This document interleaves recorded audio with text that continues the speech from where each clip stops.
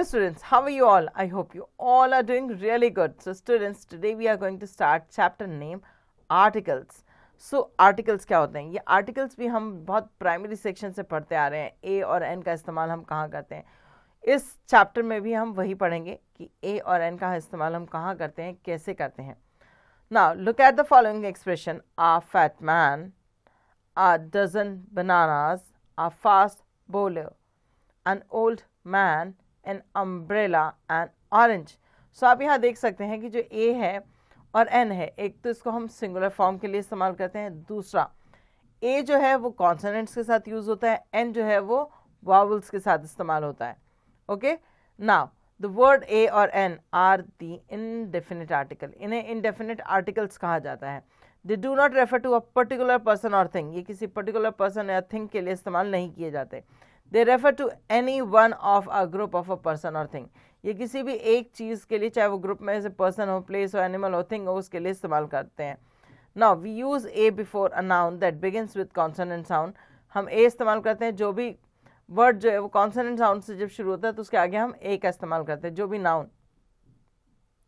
And for example a city, a boy, a teacher. We use an before a noun that begins with a vowel sound. So हम an का इस्तेमाल करते हैं किसी भी noun के साथ जो कि जिसका वॉवल साउंड से स्टार्टिंग हो रहा हो और सिंगुलर हो. For example an igloo, an ox, an almirah. Okay, now remember, some word may begin with a vowel letter but it may sound like a consonant. For example, a unicorn is an imaginary animal which look like a horse.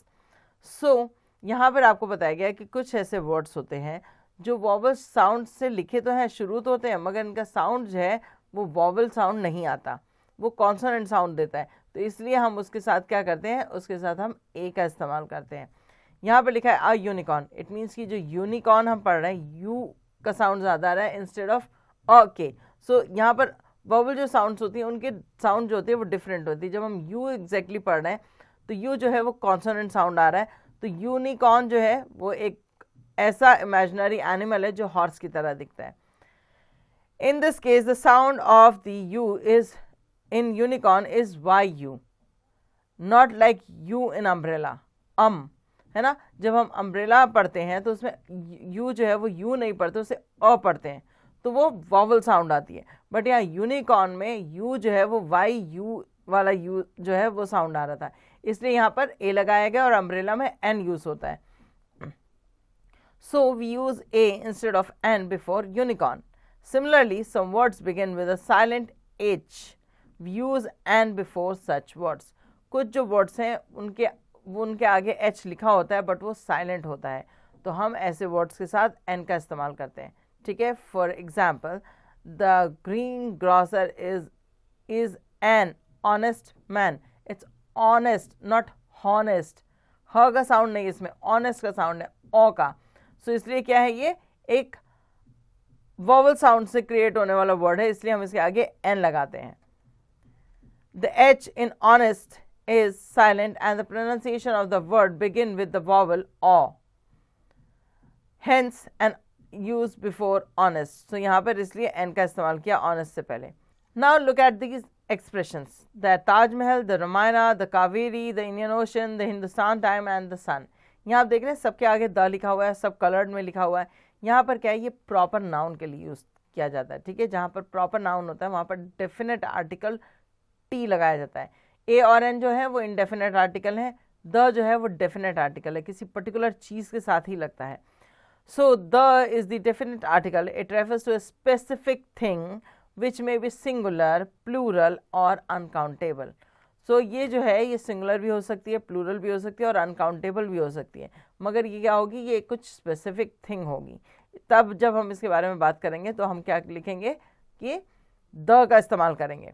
The is used before the names of mountain ranges, the Himalayas, the Ants, oceans and seas, the Pacific Ocean and the Red Sea, rivers, the Ganga, the Yamuna, famous monument, the Red Fort, the Eiffel Tower.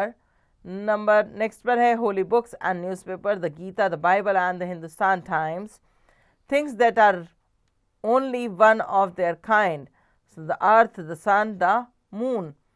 And next है gulfs and bays, the Persian Gulf and the Hudson Bay. When we talk of a noun that we have already referred to once, we use the definite article the before the noun. So when we talk of a noun that we already referred to once, तो हम जब किसी noun के बारे में बात कर रहे हैं और उसको बार बार रेफर कर रहे हैं तो हम उसमें डेफिनेट आर्टिकल द का इस्तेमाल करेंगे. For example, I met a boy there, the boy, मैं वहाँ एक लड़के से मिला, और द बॉय, हम पर्टिकुलरली उसी बच्चे के बारे में बात कर रहे हैं. द बॉय वोर a jacket, the jacket was black. पहले हमने बच्चे के बारे में बात की इसलिए द बॉय लिखा, और बॉय के बारे में जो हमने बात की कि उसने जैकेट पहन रखा था, फिर हमने जैकेट की बात की तो हमने उसमें भी द का इस्तेमाल किया क्योंकि हम किसी पर्टिकुलर चीज़ के बारे में बात कर रहे हैं. Okay, now the assessment zone. Insert article wherever necessary and rewrite the sentence. One has been done for you. So पहले आपको इंसर्ट करना है आर्टिकल जो यहाँ नेसेसरी है, ठीक है, और फिर उसको रीराइट करना है. Like number 1, draw map of India. So यहाँ पर जब आपने इंसर्ट किया एक आर्टिकल तो वो इस तरह से लिखा गया, draw a map of India. Next पे है number 2, Rajasthan is border state. Rajasthan is a border state. Okay, इस तरह से आप इसे फिल करेंगे. बाकी आपको खुद रीड करने हैं और जो जहाँ पर भी जो भी सुटेबल हो उस आर्टिकल को वहाँ लगाना है. Number B, fill in the blanks with a, an or the wherever necessary. Put the cross in the blank where no article is required. जहाँ पर भी ज़रूरत है वहाँ पर आप फिल करेंगे और जहाँ ज़रूरत नहीं है वहाँ पर आपको क्रॉस लगाना है. The number 1, dash cow is dash useful. A cow is a useful animal. ठीक है, यहाँ पर हम इस तरह से लिखें, या the cow is a useful animal. Number 2, we shall return before lunch. We shall return before a lunch. We shall return before an lunch या the lunch. We shall return before the lunch. यहाँ the आएगा. Okay, suitable article क्या आएगा इसमें, the fill करेंगे. इस तरह से आपको बाकी रीड करना है और फाइंड आउट करना है. नेक्स्ट आते हैं omission of the definite article. Omission, the definite article the is not used before. पहले यूज नहीं होता था. प्रॉपर नाउन्स पे.